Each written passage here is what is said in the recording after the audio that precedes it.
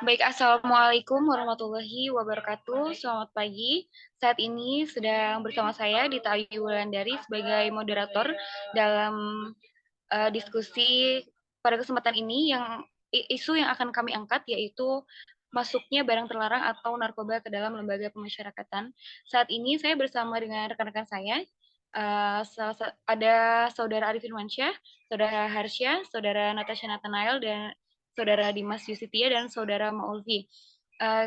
Rekan-rekan ini akan memberikan jawaban-jawaban yang akan mengupas isu-isu tentang masuknya narkoba di dalam lembaga pemasyarakatan. Baik, untuk menyingkat waktu, langsung saja saya akan memberikan pertanyaan yang pertama untuk Saudara Ari Firmansyah.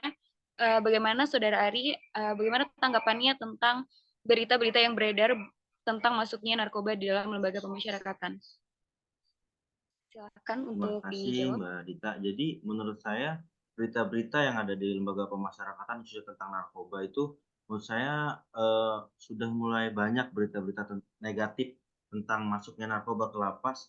Bahkan salah satu berita yang saya baca itu sipir di lapas kelas 1 Cipinang itu menyelundupkan narkoba ke dalam lapas sebanyak 5 ons. Lalu ia ditangkap oleh Polres Jakarta Barat.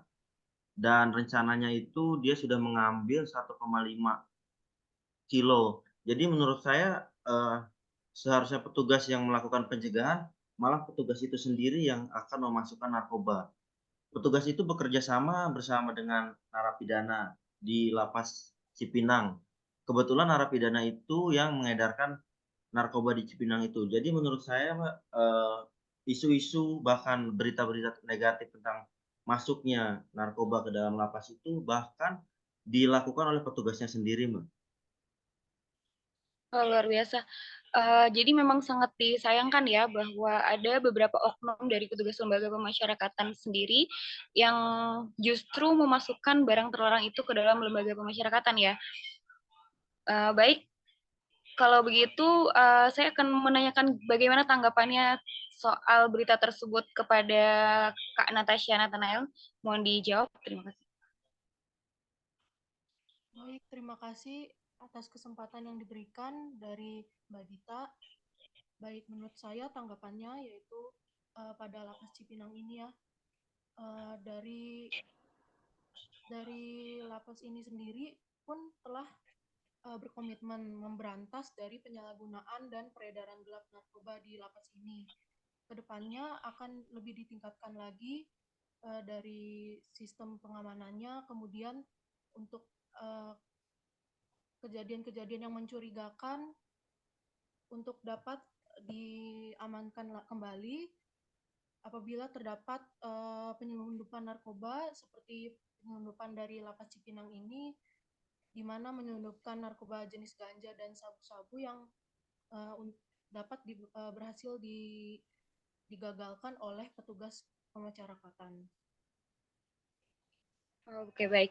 Berarti kalau saya tarik garis besarnya, apa yang disampaikan oleh Kak Natasha Nathanael ini justru berbanding terbalik dengan apa yang disampaikan oleh Saudara Ari ya, bahwa ternyata ada juga petugas lembaga pemasyarakatan yang justru menggagalkan peristiwa tersebut. Baik, untuk pertanyaan selanjutnya, karena cukup lumayan banyak berita-berita yang beredar tentang masuknya narkoba ke dalam lembaga pemasyarakatan, kalau misalnya terlalu lama itu kan pasti berdampak ya untuk pemasyarakatan ke depannya. Menurut Saudara Dimas Yustitia, bagaimana dampaknya apabila kejadian tersebut tidak dicegah atau diberantas? Baik, terima kasih atas kesempatan yang diberikan oleh Mbak Dita. Sebagaimana yang kita ketahui bersama, bahwasanya narkotika itu barang-barang yang terlarang ya. Jadi apabila barang terlarang tersebut, terutama narkotika, berhasil masuk ke dalam lembaga pemasyarakatan sendiri, itu akan memiliki dampak yang cukup krusial, baik secara internal maupun eksternal. Jadi untuk yang pertama, dampak internal terlebih dahulu, yaitu dari segi kesejahteraan dan kesejahteraan warga binaan. Jadi apabila narkotika yang masuk tentunya dapat meningkatkan resiko penyalahgunaan narkotika di antara para warga binaan yang dapat menyebabkan kerusakan kesehatan tentunya. Bahkan tak jarang pula ada yang sampai merenggut nyawa. Lalu yang kedua yaitu dari segi keamanan dan penertiban, di mana apabila dampak ini terus berlangsung, maka akan meningkatnya ketegangan dan kekerasan di dalam lembaga pemasyarakatan karena persaingan terkait narkotika yang dimana akan dapat mengancam keamanan dari segi petugas maupun dari warga binaan itu sendiri. Itu yang selanjutnya yaitu terkait kredibilitas dan kepercayaan, di mana menurunnya kepercayaan masyarakat nantinya terhadap sistem peradilan pidana ataupun di instansi pemasyarakatan itu sendiri karena kegagalan dalam menyudutkan narkotika. Lalu yang terakhir yaitu reputasi ke dalam lembaga pemasyarakatan itu sendiri yang akhirnya menjadi menurunnya kepercayaan masyarakat terhadap lembaga pemasyarakatan. Lalu untuk dampak eksternalnya, menurut saya yang paling eh, cukup berdampak yaitu persepsi terhadap hukum ya. Gimana nanti kepercayaan masyarakat terhadap keefektifan hukum ataupun penegakan hukum itu menjadi tidak bagus ya. Jadi ketidakmampuan sistem untuk mencegah ataupun penyeludupan itu sendiri. Lalu yang selanjutnya yaitu dampak sosial atau ekonomi, di mana nantinya perawatan untuk rehabilitasi ataupun eh, penanganan terhadap narkotika itu jadi mungkin bebani masyarakat itu sendiri. Kurang lebih mungkin itu yang bisa saya sampaikan. Terima kasih. Baik, jadi memang ketika kasus tersebut atau isu tersebut tidak dicegah atau diberantas, memang akan menyebabkan dampak-dampak yang cukup luas ya, Mas Dimas ya.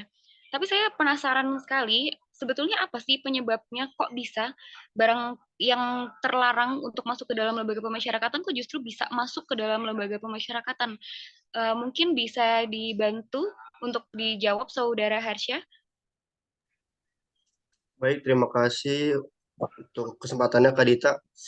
Jadi menurut analisis saya tuh melalui diagram fishbone itu analisis tulang ikan ada 5 M. Itu pertama ada man, money, machines, material, dan method. Pertama kita bahas dulu man. Man itu manusia, yaitu banyaknya oknum petugas lapas yang masih kurang puas dan kurangnya integritas. Jadi dia menghalalkan segala cara untuk memasukkan atau menambah penghasilannya sendiri dan membuat keuntungannya pribadi. Yang kedua itu adalah money atau keuangan. Jadi nggak semua lapas itu keuangannya bagus. Ada juga yang buruk misalnya itu. Jadi fasilitas fasilitas keamanannya juga berkurang. Dari situ jadi celah untuk memasukkan barang terlarang. Yang ketiga adalah machines atau sarana. Banyak juga lapas-lapas itu yang kurang sarana. Jadi itu juga menjadi celah. Yang keempat ada material itu prasarana. Prasarana juga kita lihat sendirilah di lapas-lapas itu banyak juga prasarana yang kurang-kurang dan juga itu menjadi celah untuk masuknya barang terlarang atau narkoba. Dan kelima adalah cara-cara. Yang kelima adalah metode atau cara. Meskipun petugas sudah melakukan SOP dengan benar, sudah menjalankan tugas dengan baik, namun masih ada aja cara-cara untuk memasukkan barang terlarang atau narkoba ke dalam lapas. Mungkin dari saya sekian, Mbak Dita. Terima kasih.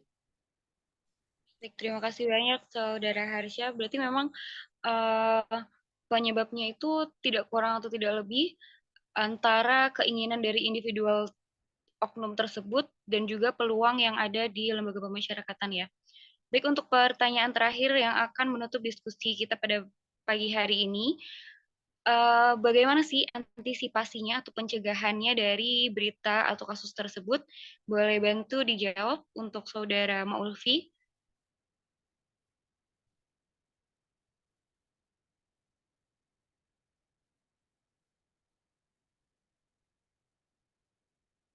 Saudara Maulvi, apakah bisa mendengar suara saya? Mungkin boleh dibantu. Izin Mbak Dita, menurut hemat saya Oke, siap. Jadi yang langkah pertama untuk pencegahan penyelundupan narkoba di dalam lapas itu kita bisa melakukan penggeledahan. Penggeledahannya untuk petugas maupun pengunjung yang akan masuk ke dalam lembaga pemasyarakatan. Karena celah-celah seperti itu yang bisa mereka lakukan untuk penyelundupan narkoba itu sendiri. Yang kedua, kita bisa melakukan razia di kamar blok hunian, Mbak, dengan secara acak dan terjadwal. Yang ketiga, kita bisa melakukan pelatihan kepada petugas. Pada dasarnya seperti yang disebutkan oleh Saudara Harsha tadi, ada kurangnya faktor ekonomi. Nah, untuk faktor ekonomi itu kita harus memberikan mereka penguatan eh, melalui dari atasan langsungnya melakukan penguatan-penguatan biar sesuai dengan tupoksinya. Jadi mereka ada rasa bersyukur, Mbak. Mungkin ada yang ditambahkan, Saudara Harsha? Baik, terima kasih Saudara Arif. Barangkali ada yang ingin ditambahkan dari Saudara Harsha, mungkin bisa diceritakan apakah ada target per bulannya untuk penggeledahan blok, atau Saudara Dimas Yusitia juga diperbolehkan untuk menjawab? Baik, mungkin terima kasih Mbak untuk saya menambahkan sedikit. Lalu untuk cara pencegahan itu sendiri ada juga dengan kolaborasi terhadap pihak-pihak eksternal ya, yang terutama itu pihak aparatur penegak hukum seperti kepolisian, itu nantinya bisa saling berkoordinasi apabila ada gangguan-gangguan keamanan ketertiban yang di seputar lapas itu bisa diinformasikan oleh pihak lembaga masyarakat baik dari KPR atau KPLP sehingga dapat ditindaklanjuti. Mungkin itu. Terima kasih. Baik, terima kasih. Terima kasih Saudara Dimas Yusitia. Ada lagi yang ingin ditambahkan? Barangkali Saudara Harsha? Sudah cukup? Mungkin sudah cukup, Baik, sudah terjawab semua. baik, terima kasih. Apabila sudah cukup, pertanyaan tersebut dan jawaban dari teman-teman sekalian menutup diskusi kita pada kesempatan kali ini. Terima kasih teman-teman atas waktunya, atas kesempatannya, dan sudah menyampaikan informasi dan ilmu yang kalian dapatkan. Saya mohon maaf apabila ada kesalahan dalam bertutur kata. Terima kasih. Wassalamualaikum warahmatullahi wabarakatuh.